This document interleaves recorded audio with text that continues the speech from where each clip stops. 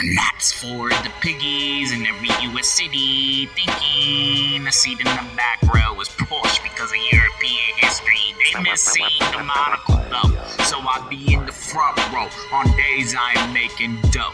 All alone, in the zone, on the phone, until the trailers go off the screen, along with all those production companies that never did a thing for me. Another revival of an early 2000s comedy franchise, Super Troopers 3 is at its worst, an exemplary stereotype of US citizens, while at its best, littered with international knowledge of Canada, India, and of course a half-hearted critique on generational gaps.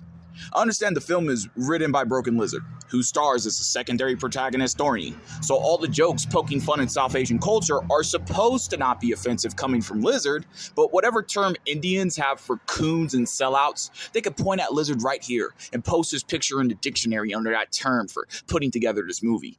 I'm glad that this legacy act doesn't require any homework from the franchise. I'm positive Kevin Heffernan's Farva is just as annoying as he is here as he was at the start of the series. It doesn't take long to hate Farva and get on Thorny's side as the moral authority of this film. The rest of the team of Vermont PD are surprisingly lovable around halfway into the film. Despite the low-hanging fruit of penal jokes and substance abuse being played up for humor, Super Troopers 3 actually makes me curious as to travel to Vermont just to see if the locals are really that dumb. Not the greatest way to encourage tourism, but it works. I don't know how this series got away with having public domain Duke brothers as antagonists, but they're back from a previous film for the subplot to insert some action to keep this from being just a romantic comedy.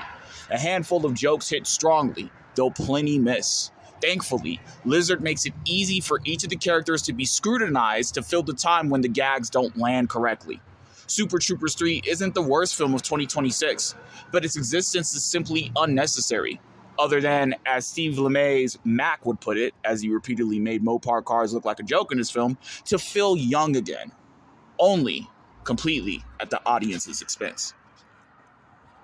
Pop your popcorn, that's for the piggies in every US city thinking a seat in the back row is Porsche because of European history. They miss seeing the monocle though, so I be in the front row on days I am making dough.